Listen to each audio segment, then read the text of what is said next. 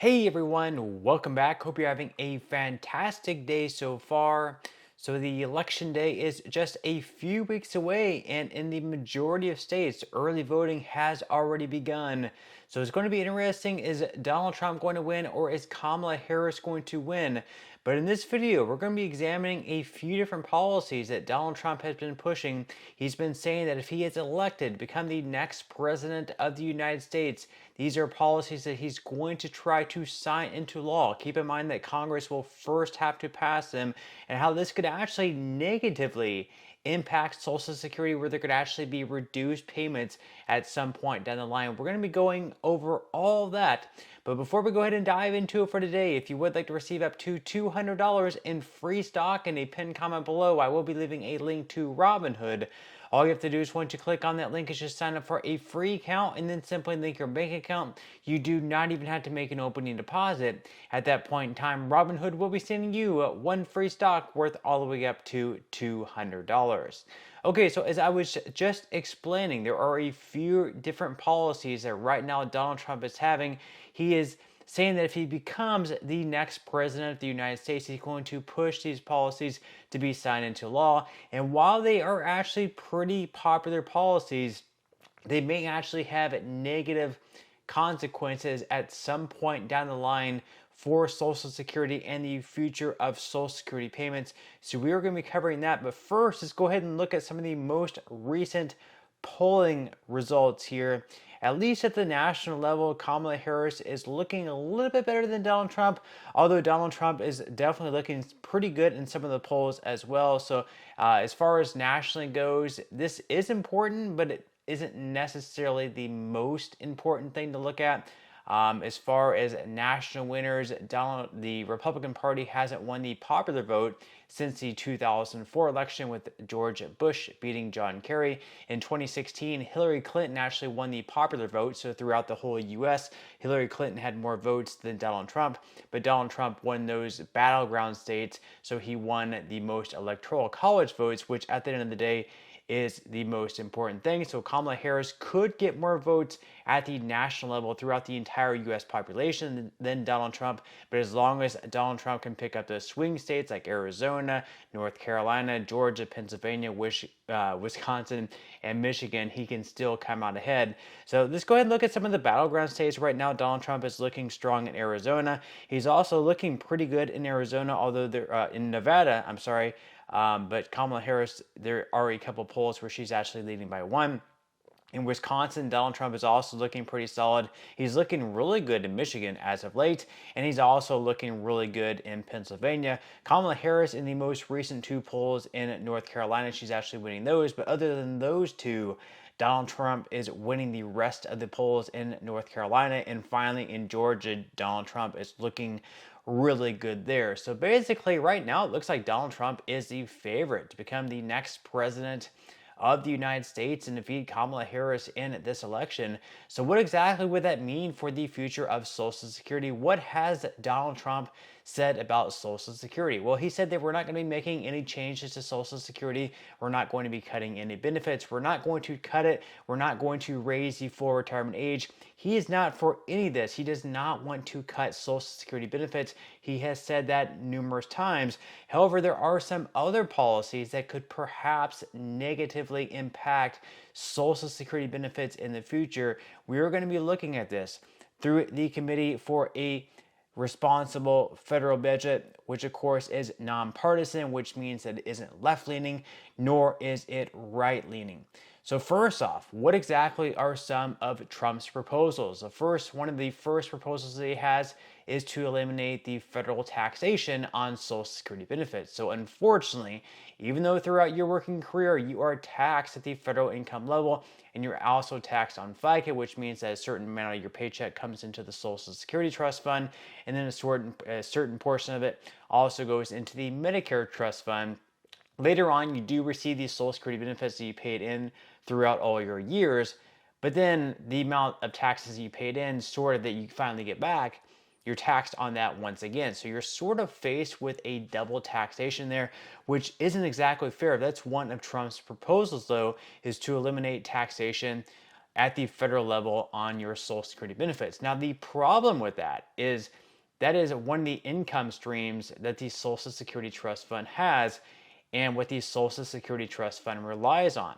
So if we eliminate taxation on Social Security benefits at the federal level, there's going to be less money coming into the trust fund to then pay right back out to Social Security beneficiaries. So that's one of the problems with that proposal.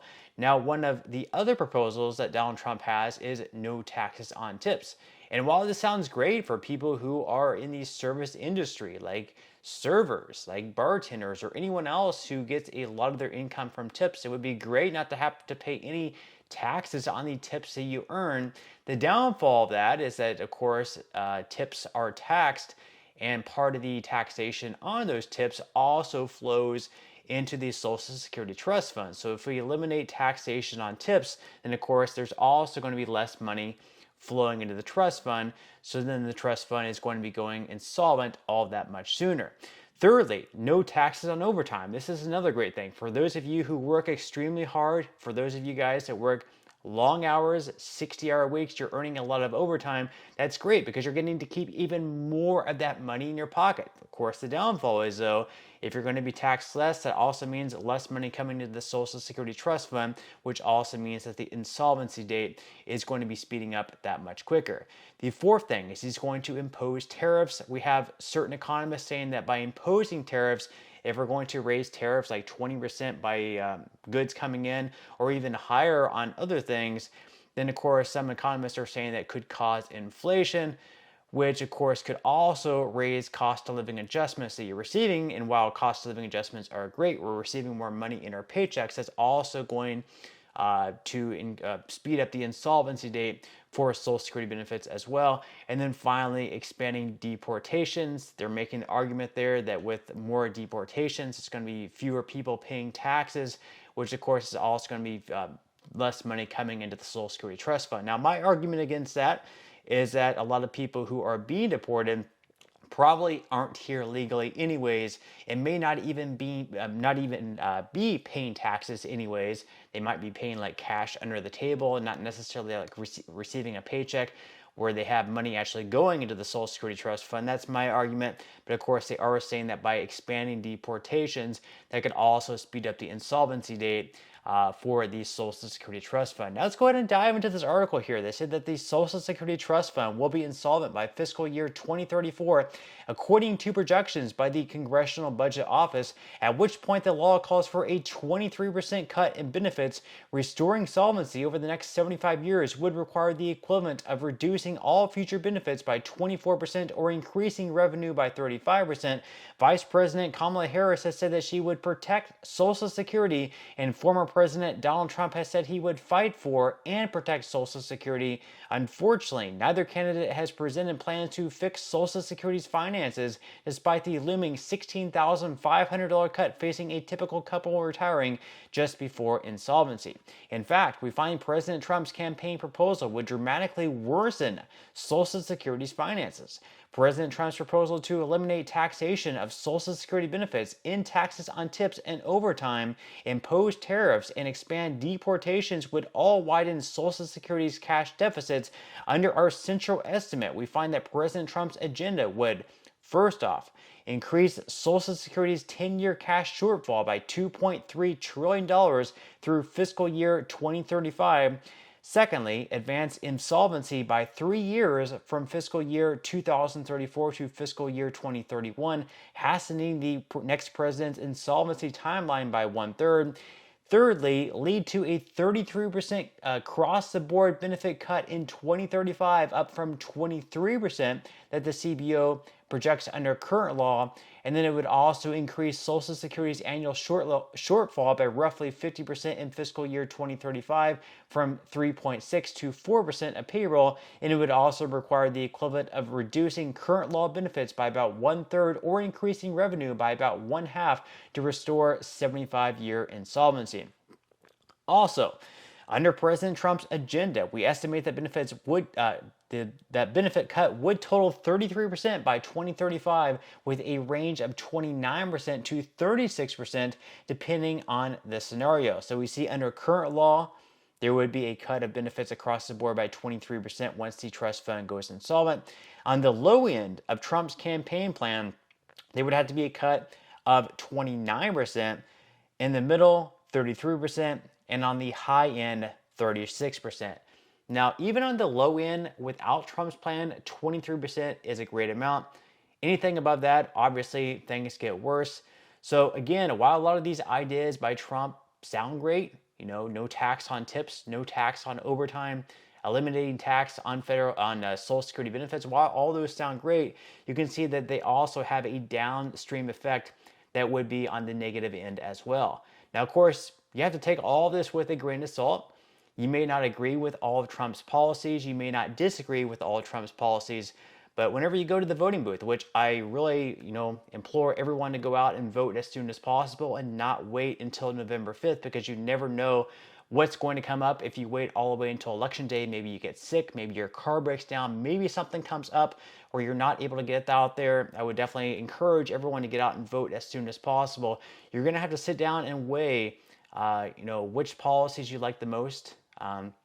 Look at everything, not just look at one policy and vote on one policy. Vote on numerous policies, check the boxes, which candidate do you like the most?